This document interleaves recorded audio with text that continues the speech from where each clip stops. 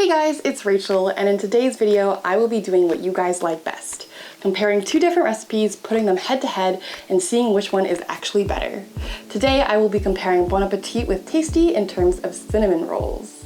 Technically, this first recipe isn't a cinnamon roll, it's a sticky bun, but Sohla made this recipe from Bon Appetit and it's actually these cinnamon date sticky buns. But for all intents and purposes, they are basically cinnamon rolls. So this recipe starts out pretty easy, but it is a time-intensive process. You're gonna need at least 8 hours. 8 hours later. To let the dough kind of rest and rise. So definitely do this overnight or a day in advance. Don't expect to eat these cinnamon rolls anytime soon, which I was kind of looking forward to, but then I read the recipe and then I was like, okay, so that's not happening. We'll start off the recipe by making some buttermilk and then combining that with melted butter and then heating it up until it reaches about 100 degrees Fahrenheit, no hotter than that. In a separate container with a spout or kind of like a measuring cup style bowl, we're gonna go ahead and add our brown sugar, our egg, and active dry yeast. Do not do what I did in this part of the recipe where I misread the 1/4 cup of dark brown sugar as 1 cup of brown sugar, and I just threw that baby in and I didn't really think about it. I was like, you know what, it's fine, it'll be fine. It'll just be more sugar for the yeast to eat and things will turn out great. I was very wrong, they did not. I continued making the batter with the 1 cup of brown sugar and things got really sticky and really messy really quick. So I would highly advise against it. I don't know why I thought I could salvage the dough. It really just wasn't great. So I had to start over from scratch from the very beginning, but I think it was a good call because ultimately it would not have ended well if I had just committed to that. Like, look how sticky my hands were, look how sticky that dough was, and Sohla advises against using any flour or anything else except oil, maybe to just grease it up a little bit, but oil did not help in my situation. So, get ready for this kind of sticky dough. You're gonna have to still work with the sticky dough. The second time I made it, it was still very sticky, but still better than the first time when I had 1 cup of brown sugar.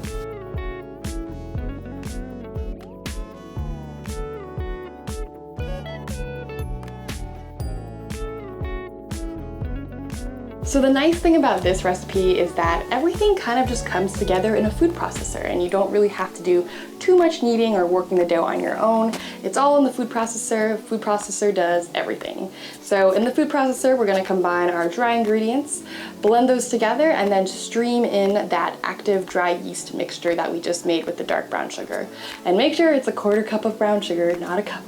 And as the dough comes together, it'll start peeling away from the sides of the food processor, and then at that point you'll know you're done. Take it out of the food processor, be careful, don't cut yourself on the blade, that blade is very sharp. I have ruined a good number of spatulas trying to scrape off batter or dough from a food processor blade, so just tread very carefully, do not hurt yourself, that stuff is very sharp. Alright, so once your dough's out, you're gonna go ahead and knead it for a little bit using your hands.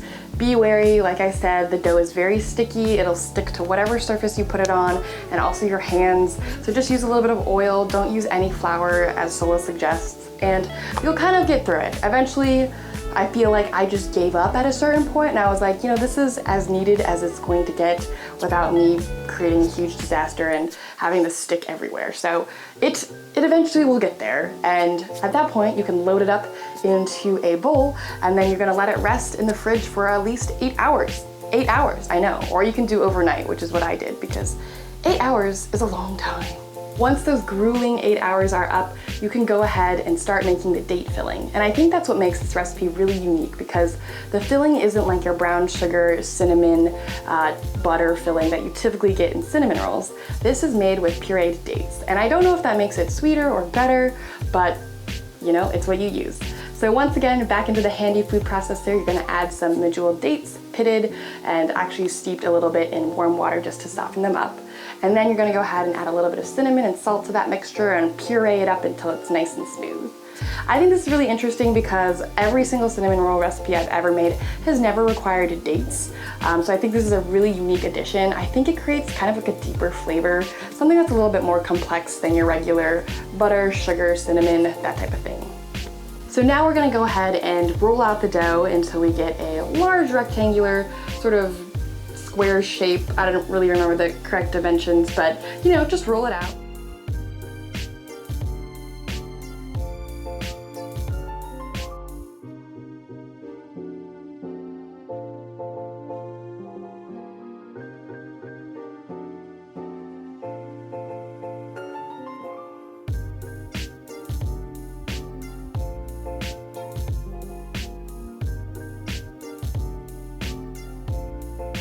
And then go ahead and take that date puree that we just made and spread it all over.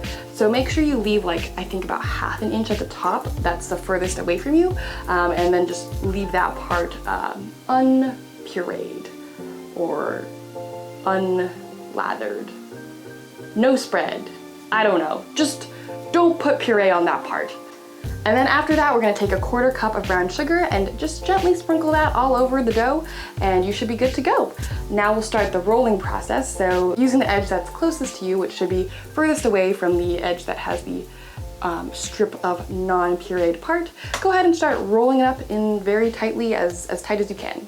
Once you've got your log, you can go ahead and portion it out into about 9 pieces. I kind of struggled with that because I just wasn't really thinking, and use a serrated knife in order to slice the different pieces up.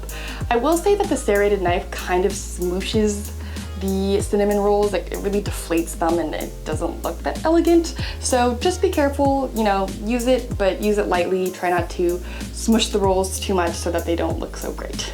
So Sohla is very advanced and likes to use a cast iron skillet in order to make her cinnamon date sticky buns. So that's what I did. I greased a cast iron skillet with 1 tablespoon of vegetable oil.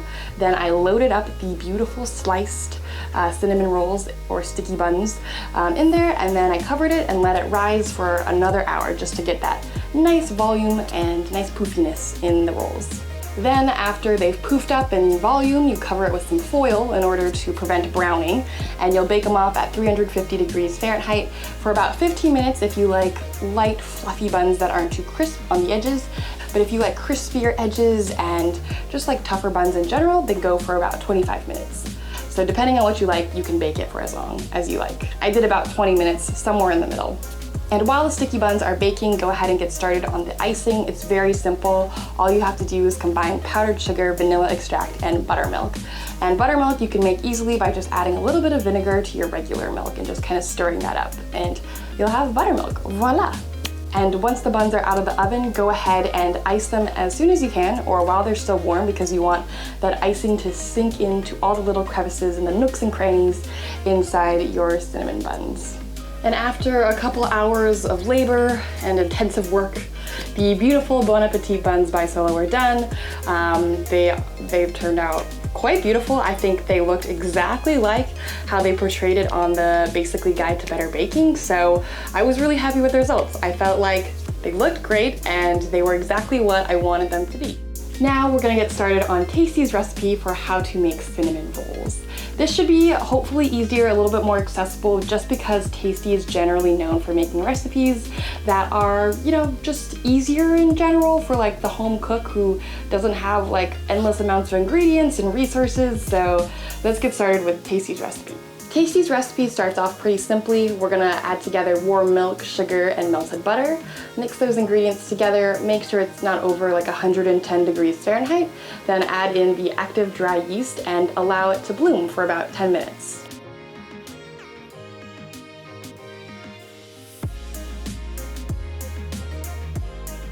Then the next step is pretty simple. You go ahead and add about 4 cups of all-purpose flour straight into that mixture, and using a wooden spoon, stir it together until it comes together. It'll start being like a very sticky dough with a lot of lumps in it. I was kind of concerned at this point, but you know, I just kind of stuck with it. Keep stirring, it'll become a little bit more thick and a bit more viscous and elasticy as well. But the lumps will remain, it's okay, just leave it as is. I was watching the Tasty video and it looked just like that, so I was like, okay, this is how it's gonna be, this is how it's gonna be.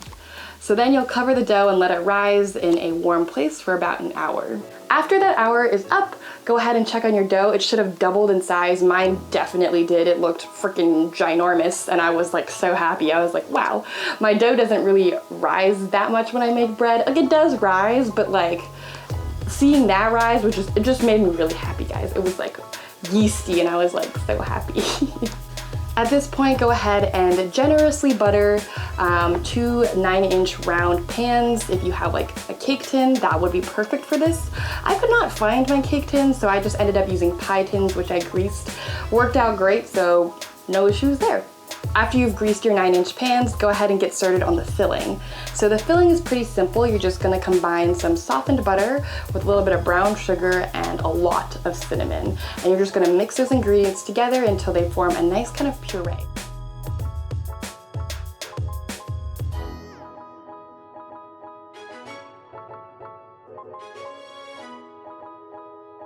Once the dough has risen double in size, usually about an hour, we're gonna go ahead and add in 1 cup of flour, some baking powder and salt, and then stir that together.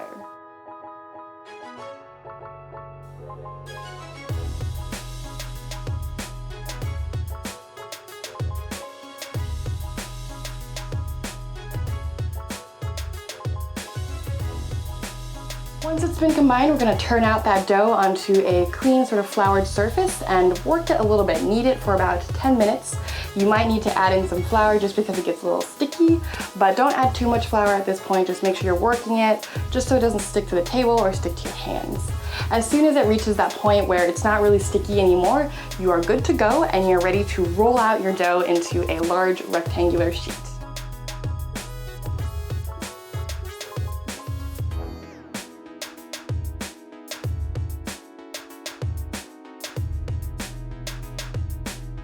Once it's been rolled out onto this even sheet, go ahead and spread your filling using like a spatula or a knife, whatever you have, in order to make a nice even filling all across your dough. Guys, I'm sweating so much, it's so hot. You can't tell, it's like 100 degrees right now and I'm filming this. I'm dying.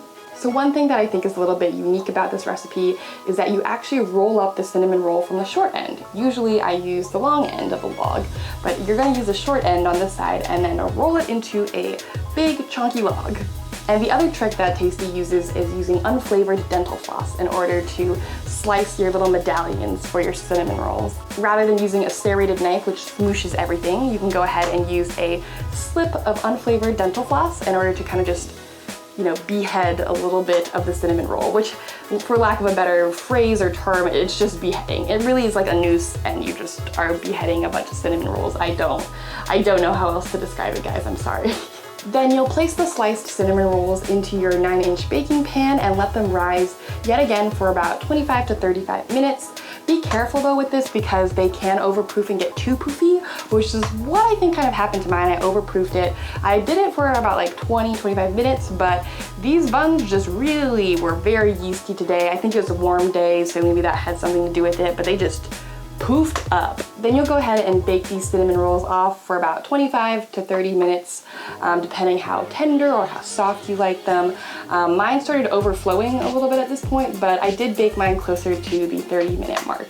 But something I noticed is that you don't have to use foil. These guys don't brown that fast, unlike the recipe from Bon Appétit, so you're good to go on that end. And whilst the cinnamon rolls are baking, you can go ahead and get started on your icing. It's pretty simple. You'll just use some softened cream cheese, some milk, some vanilla extract, and whisk those ingredients together. As well as some powdered sugar too, don't forget that. That is the key to like literally every icing out there. Full disclaimer, I don't really know what was going on with my icing. I did kind of warm up my cream cheese and maybe I overwarmed it or underwarmed it. I don't really know what happened, but my cream cheese was very chunky. They were like little bits. And I do know that the Tasty recipe said to dice up your cream cheese before you put it in, so maybe that has something to do with it because I was a little lazy, so I was like, you know, it's fine. So, you know, just be careful. Maybe I overcooked my cream cheese too. I had these large chunks of cream cheese bits in my icing, and when I glazed them over my finished cinnamon rolls, they looked like they had whiteheads or some nice little disease going on there. So it wasn't the best, it wasn't the most aesthetic, it still tasted fine, although I do wish that the cream cheese could have like disintegrated better. I think it should have disintegrated better. I don't know what really went wrong, but yeah, room for improvement. The icing. And just like the Bon Appetit recipe, you're going to want to ice your cinnamon rolls when they're nice and hot so that they can absorb all of that good icing. Okay guys, so now we are done with both recipes and I have both cinnamon rolls here with me. This is the Bon Appetit recipe and this is the Tasty recipe. Based off of smell alone, I want to say the Bon Appetit one smells a lot stronger and a lot more cinnamony. And the Tasty one just smells like sugar. In terms of presentation, I will say that the Bon Appetit recipe with the cast iron skillet sticky buns, they just look a lot more pleasing to the eye. They don't look over the top. They don't look like they have mountains of icing or anything on them. I think that's a thing, especially with like cinnamon rolls where you see like a ton of icing. For me, it's kind of a turn off if it's not good icing. If it's just pure sugar, then I'm like, If it's like cream cheese is balanced out a little bit better, then I'm like, okay, that's a bit tempting.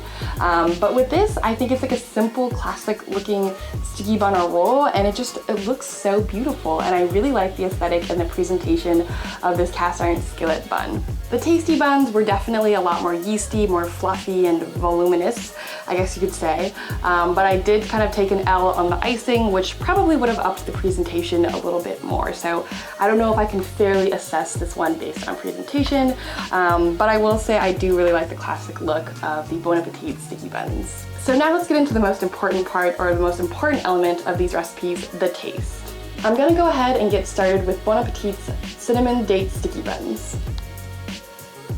Okay.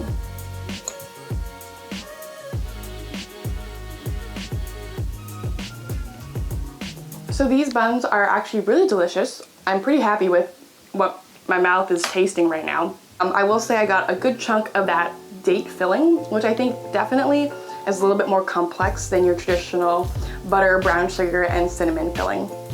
The bun itself is a little bit tougher, more bready in texture and consistency, not as fluffy and light as maybe a yeasty cinnamon roll that I traditionally think of. But I will say I really do like the filling. All right, so now I'm gonna go ahead and give Tasty a try.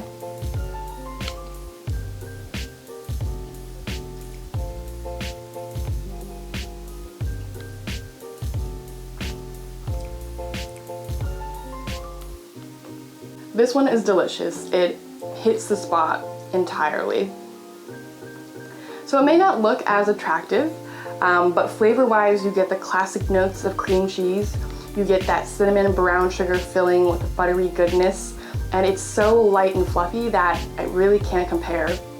I think something else that we have to take into consideration when making these recipes is the time it takes. So for the Bon Appetit recipe, it takes about 8 to 10 hours because you have to let that dough rest for at least 8 hours. And then for the Tasty recipe, you're looking at about 3 hours just because it's more of a traditional cinnamon roll recipe. So now comes the tough part where I have to pick a winner between these two. And I honestly don't think it's gonna be a huge contest at all. So the winner between Bon Appetit and Tasty for cinnamon rolls, in my personal opinion, is, drum roll please, the Tasty recipe. The Tasty recipe may not look as beautiful in terms of aesthetic because I kind of messed up with the icing, but flavor-wise, it really just hits the spot as a classic cinnamon roll. It's got the cream cheese icing, the buttery brown sugar cinnamony filling, and I actually will say that this recipe had 2 tablespoons of cinnamon and this one only had about 2 teaspoons, so there's kind of a big difference. While the dates added a little bit of complexity to this filling, I don't know, there's just something about a classic cinnamon roll that takes me back to like the days of when you go to a mall and you get Cinnabon. I mean, I don't know, there's just something about this classic cinnamon roll that really takes it over the edge for me. So I would have to say my winner between these 2 recipes would definitely be Tasty. I hope you guys enjoyed this video, and if you did, be sure to give it a big thumbs up, and I will see you guys next week with an all new one. Bye! It's so good. So good.